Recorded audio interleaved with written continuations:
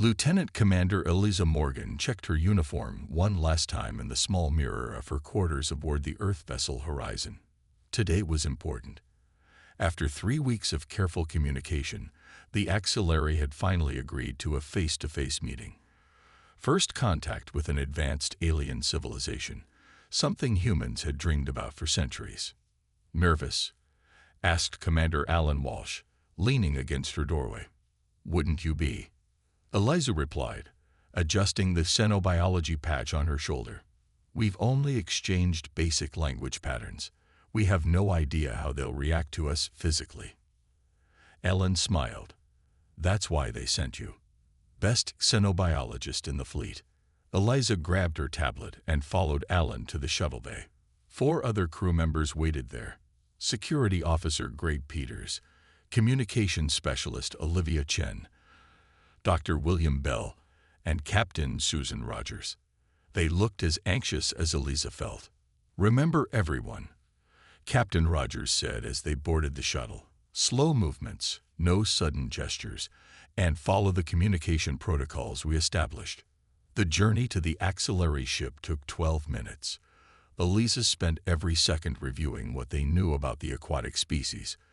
The Axillary evolved in the deep oceans of their world before developing technology to survive in air.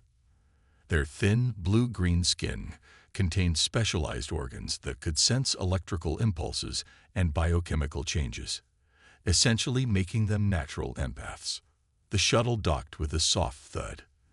The airlock cycled, revealing a misty chamber adapted for the Axillary's high humidity needs. "Here we go," Eliza whispered as the inner door slid open. 5 Axillary waited inside. They stood on 4 tentacle-like limbs with upper bodies that reminded Eliza of Earth's mantis shrimp, slender torsos, 4 manipulating appendages, and oval heads with large compound eyes that shifted colors as they focused. Their skin glistened with moisture under the soft blue lights. The tallest one stepped forward. "I am Ambassador Voxthil," it said through the translation device around its neck. Its voice sounded like water running over stones. "We welcome you to peaceful exchange." Captain Rogers bowed slightly. "We are honored to meet you, Ambassador. I am Captain Susan Rogers of the Earth vessel Horizon." The introductions continued smoothly. Eliza noted how the Axillary's eyes changed from green to purple as they listened. A good sign, according to their research. But when Eliza stepped forward to introduce herself, something changed. The nearest Axillary flinched visibly. Its eyes flashed bright yellow. "Is something wrong?" Eliza asked. All 5 Axillary suddenly moved back. Their skin rippled with patches of dark blue and orange, colors they hadn't seen before. "You." Ambassador Voxthil's voice trembled. "What are you projecting?" "I'm not projecting anything," Eliza said, confused. The smallest Axillary suddenly collapsed, its limbs curling inward. Another began making high-pitched clicking sounds. "Please stop," Voxthil cried. "The psychic assault is too strong." Captain Rogers stepped forward. "Ambassador, I assure you we possess no psychic abilities. We're not attacking you." "Impossible." The ambassador's skin now pulsed bright red. The emotional bombardment, the contradictions. It's like standing in a storm. Dr. Bell rushed to help the fallen Axillary, but the others hissed and formed a protective circle. "Stay back," Voxthil demanded. "How do you contain such conflict within your minds? Joy and fear and anger and hope all at once. It's monstrous." Eliza suddenly understood. "They're reading our emotional states," she whispered to the captain. "They can't understand how we process multiple feelings simultaneously." "Is that normal for humans?" Voxthil asked, eyes now a deep indigo. "Yes," Eliza replied simply. "We always experience many emotions at once. And you can function like this, without madness. This is how we've always been." The ambassador's color slowly stabilized to a dull green. "We must end this meeting. We need to prepare better protections. Your species is not what we expected." As they returned to their shuttle, The humans exchanged worried glances. Their first diplomatic contact had just become a disaster. "What do we do now?" Olivia asked. Captain Rogers looked grim. "We tell Earth that we've just discovered something important about ourselves. Something we've always taken for granted might be the most alien thing about us." As the shuttle detached, Eliza watched the auxiliary ship through the viewport. She wondered what other normal human traits might terrify the rest of the galaxy. Dr. Paul Hayes stared at the report on his screen for the 5th time. The Horizon incident had caused a diplomatic crisis, and as Earth's top xenopsychologist, he was now responsible for fixing it. "Dr. Hayes, the delegates have arrived," his assistant Kate said, poking her head through the door. Hall nodded and straightened his tie. "Send them in." The conference room at the United Earth Government headquarters in Geneva was specially designed for this meeting. 7 different alien species had sent representatives to study human psychology after the axillary incident. Ambassador Voxthil entered first, his blue-green skin now covered with a thin metallic mesh that Paul assumed was some kind of emotional shield. Behind him came representatives from the Meridian Collective, tall, insect-like beings with translucent wings, 2 Xanthari warriors with their characteristic red scales, a floating orb that contained the gaseous form of a nubulite elder, and 3 other species Paul recognized from briefing materials. "Thank you for coming," Paul said, keeping his voice level and calm. "We want to understand what happened during first contact and prevent future misunderstandings." The axillary ambassador's eyes shifted to a cautious yellow. "Your species broadcasts emotional states we have never encountered before. The intensity alone is disturbing, but the contradictions are what truly alarmed us." "Contradictions?" Paul asked. "Your lieutenant commander was feeling joy at meeting us, fear of failure, scientific curiosity, personal ambition, and homesickness for her family, all at the same time," Voxthil explained. "Such conflicting states would drive an axillary mad." The Meridian representative stepped forward. "My species communicates through pheromones and dance. We cannot lie to each other or hide our intentions. Yet you humans maintain private thoughts while displaying different behaviors. How do you function with such division?" Paul thought carefully before answering. "For humans, compartmentalizing our thoughts and feelings is natural. We can hold contradictory ideas without distress." "Demonstration required," clicked one of the Xanthari warriors. "Show us this ability." Paul pulled up an image on the large screen, an optical illusion that could be seen as either a young woman or an old woman. "What do you see?" he asked the aliens. Each species reported seeing only one image, even when Paul explained the dual nature of the picture. When he surveyed the human staff in the room, all could see both images and switch between them at will. "Fascinating," hummed the nubulite orb. "Humans perceive multiple realities simultaneously. It goes beyond perception," Paul explained. "A human can love someone and be angry with them at the same time. We can doubt and believe, hope and fear simultaneously." The aliens exchanged troubled glances. "We have approved an observation initiative," Voxthil said finally. "With your government's permission, we wish to study humans in your natural environment." Within days, observation posts appeared in major cities around Earth. Alien researchers watched humans go about their daily lives, taking notes on everything from family dinners to business meetings. Paul worked with a team of alien scientists at the main research facility in Chicago. He became particularly close with Kreth Tal, a 4-armed historian from the Meridian Collective. "Your species uses symbols and abstractions constantly," Kreth Tal noted one afternoon while they watched footage of children playing make-believe. "These small humans pretend sticks are weapons and cardboard is shelter. They know these things are not real, yet they react emotionally as if they are. We call it imagination," Paul explained. "It helps us prepare for situations we haven't experienced yet, but they are feeling real fear and excitement over events they know are not occurring." Kreth Tal's antennae twitched in confusion. "This is a form of self-deception." Paul smiled. "Perhaps, but it's also how we write stories, create art, and develop new technologies. We imagine things that don't exist yet, then make them real. Krethtal's compound eyes blinked rapidly.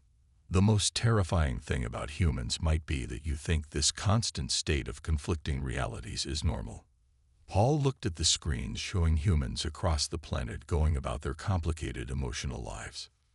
Maybe that's our greatest strength, he said quietly. Captain Noah Franklin stood in the training room of the military base in Colorado, surrounded by alien observers. At 6 feet tall with broad shoulders and a stern face, he looked every bit the decorated soldier he was. The aliens had requested to study a human warrior, and Noah's superiors had volunteered him. You have questions about human combat? Noah asked the group. Ambassador Voxthil nodded, his protective mesh glittering under the lights. Our analysis shows you have engaged in 23 armed conflicts and survived situations with a 97% mortality probability. Just doing my job, Noah said with a shrug. That is what we wish to understand, said Grell, a Zinthari warrior whose red scales clicked as he moved closer. Your body produces chemicals during danger that should make you retreat, yet you advance. Why? Noah thought for a moment. We call it adrenaline. It helps us fight or run away when we need to. But you use this response for entertainment. The Nubulite observer's orb pulsed with confusion. Sure. Roller coasters, horror movies, skydiving. Lots of humans enjoy the rush. The aliens exchanged troubled glances. Perhaps a demonstration would help them understand, suggested Dr. Hayes, who had been quietly observing from the corner. 2 days later, Noah found himself at the edge of an aircraft flying at 15,000 feet. With him were Dr. Hayes and 3 alien researchers who had agreed to observe human recreational adrenaline activities firsthand. You voluntarily jumped from this height? Asked Krethtal, his 4 arms clutching tightly to the safety harness. For pleasure. It's fun. Noah grinned. Don't worry, you're tandem jumping with professional instructors. When Noah leaped from the plane, the cold air rushed past his face. He felt the familiar surge of excitement as he spread his arms and enjoyed 30 seconds of free fall before opening his parachute. On the ground, the alien researchers were in various states of distress. Voxthil's skin had turned pale white, a sign of extreme fear among the axillary. Krethtal was curled into a tight ball, all 4 arms wrapped around his body. The Nubulite's orb had dimmed to near darkness. Your heart rate reached 174 beats per minute, Voxthil said when he finally recovered. You experienced fear chemicals at levels that would paralyze most species, yet you smiled the entire time. That's the point, Noah explained.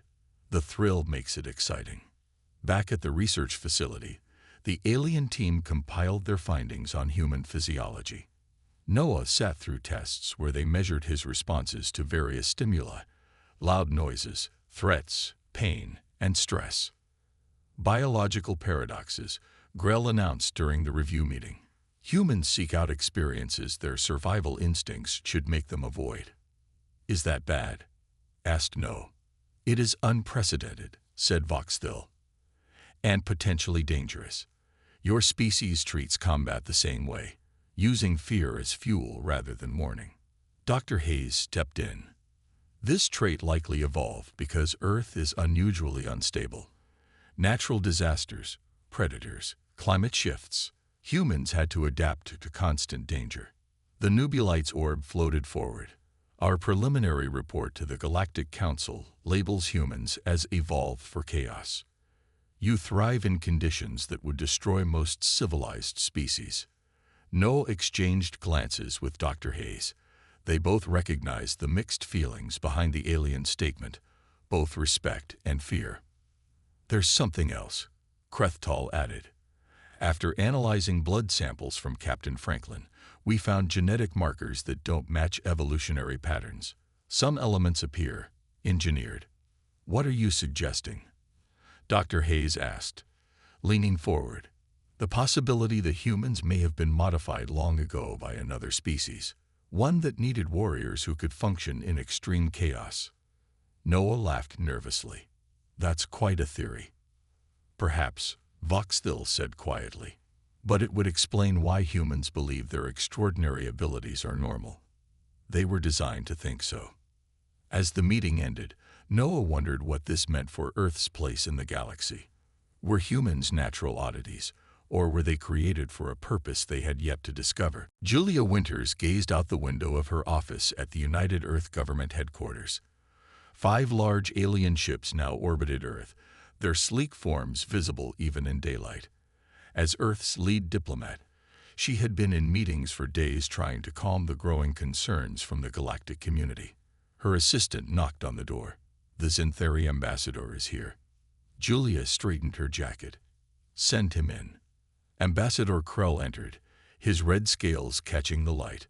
Unlike the other aliens who tried to appear friendly, the Xanthari made no such effort. "Ambassador," Julia nodded politely. "What can I do for you?" "I bring a message from the Xanthari Collective," Krell said without greeting. "We have positioned a defensive blockade near your system's edge."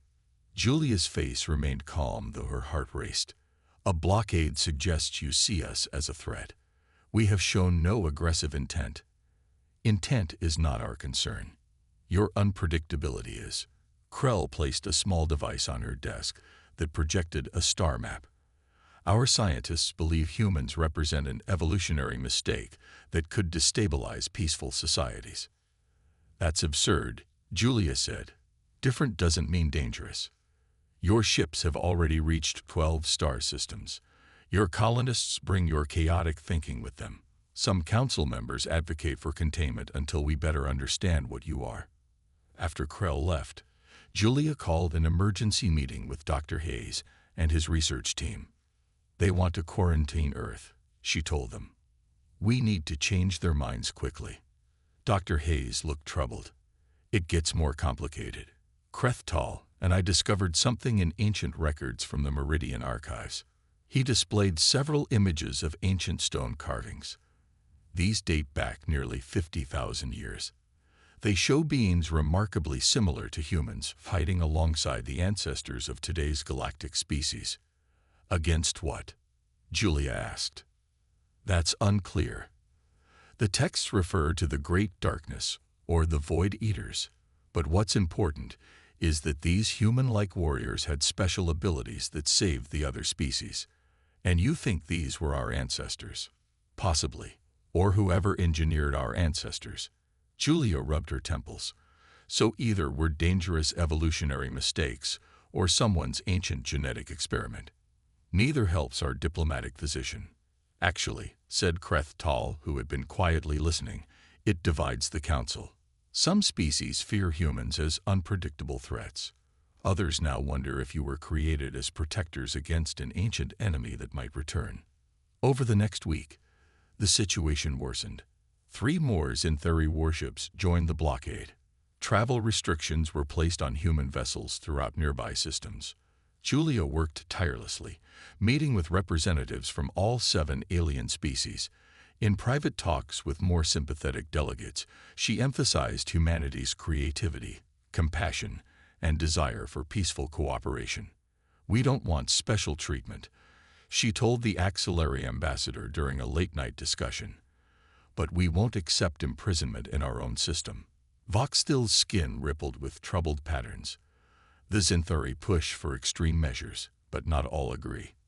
The question remains, are humans too unpredictable to join galactic society? "Our unpredictability solved problems your scientists couldn't," Julia countered. "Captain Franklin's military strategies confounded your war simulations. Dr. Hayes found patterns in your ancient texts that your historians missed for centuries. Because your minds work in ways ours cannot," Voxthil admitted. "Exactly. Different doesn't mean dangerous. It could mean complementary." As she left the meeting, Julia received an urgent message from Earth's Defense Command. Long-range sensors had detected unusual energy readings near Saturn, readings that matched no known technology. "Something's coming," the message read. "And it's not from any civilization we've met." Julia looked out at the alien ships orbiting Earth. Their blockade might soon be the least of humanity's problems. Amy Goldstein yawned as she checked the monitors in the sleep research lab. It was 3 a.m., and her alien colleagues watched her with fascination. "That mouth stretching, it indicates fatigue," asked Xenex, a Meridian researcher. "Yes, it's called a yawn," Amy explained. "I need sleep soon." The aliens exchanged troubled glances.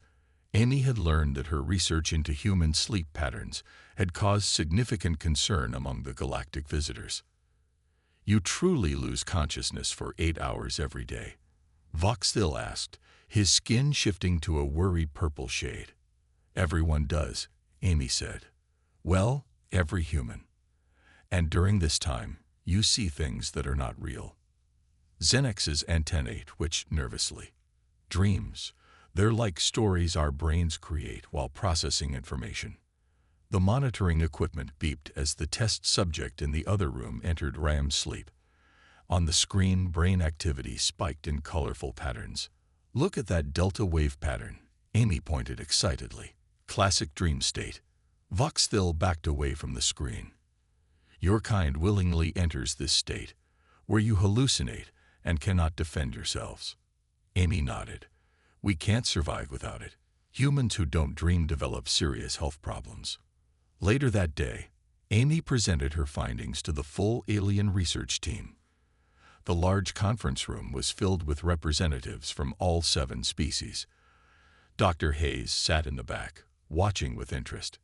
In conclusion, Amy said, pointing to her final slide, "Humans spend approximately 1/3 of their lives asleep, with about 2 hours per night in REM sleep where dreaming occurs."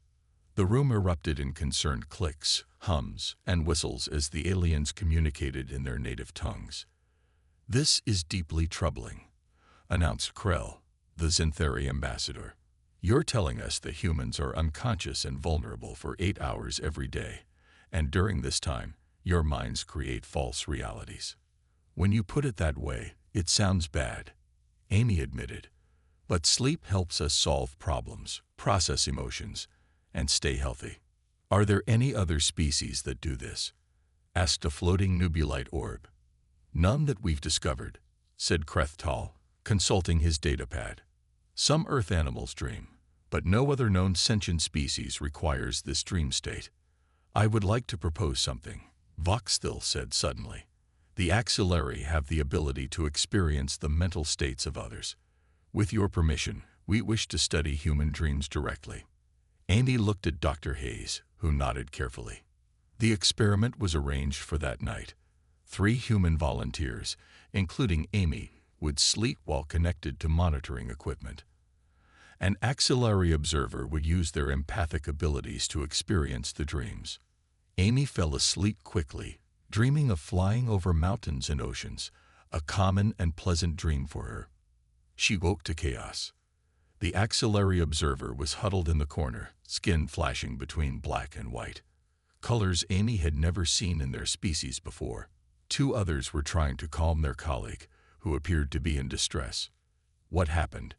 Amy asked Dr. Hayes, who looked grim. "Your flying dream was fine," he explained. "But the second volunteer had a nightmare about being chased by shadows. The axillary experienced it as if it were real.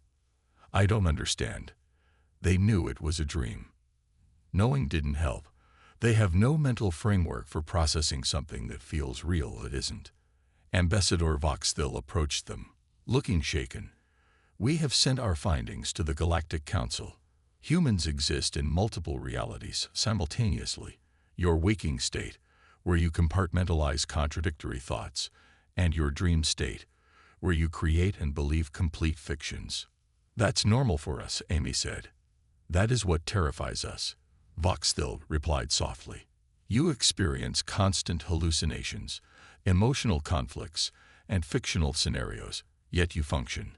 More than function, you thrive. How is this possible unless you were designed this way?" As Amy tried to explain the evolutionary benefits of dreaming, an urgent message arrived for Dr. Hayes. He read it quickly, his face growing pale. "The energy readings near Saturn," he whispered to Amy. "They've intensified. Something is coming through. General Vincent Cooper stood in the command center of Earth Defense Headquarters, studying the holographic display of the solar system. The red dot near Saturn pulsed ominously, growing larger each hour. "What are we looking at, Lewis?" he asked his chief science officer. "Some kind of spatial distortion," Major Lewis replied. "Energy readings suggest a wormhole forming." Vincent frowned. "Natural or artificial?" "Definitely artificial. And it's not using any technology we've seen from our alien visitors." The general turned to his communications officer. "Have the alien vessels detected it?" "Yes, sir. They're scrambling. The Xanthari blockade ships are changing formation, moving away from the disturbance." Vincent had spent 20 years preparing Earth's defenses against potential threats. He never imagined the first major crisis would come while 7 alien species were watching their every move. His secure line beeped. "General Cooper," he answered. "General, this is Julia Winters. I'm with Dr. Hayes and the alien research team. We need to meet immediately." 30 minutes later, they gathered in the secure conference room. Dr. Hayes brought Krethtal and Ambassador Voxthil, both looking more agitated than Vincent had ever seen them. "The energy signature matches ancient records," Krethtal said without preamble, his 4 arms moving nervously. "The void hegemony has returned." "The what?" asked Vincent. Dr. Hayes pulled up images of the ancient stone carvings they had discovered. "The enemy mentioned in these records, a species that nearly destroyed galactic civilization 50,000 years ago. They feed on predictable patterns of thought," Voxthil explained, skin rippling with fear colors. "They can anticipate actions and counter them perfectly. No species could stand against them." "Except the ancient warriors who looked like humans," Julia added. Vincent processed this information with military precision. "What are their capabilities? Weapons? Defenses?" "Their ships phase through normal matter," Krethtal said. "They use thought prediction technology to disable opponents before they can act. In the ancient war, entire fleets were destroyed without firing a shot. And you think humans might be resistant to their abilities?" Vincent asked. "Your minds work differently," Voxthil said. "You think in contradictions, create fictional scenarios, and make leaps of logic no other species can follow." The meeting was interrupted by an emergency alert. On the main screen, they watched as a massive ship emerged from the wormhole near Saturn.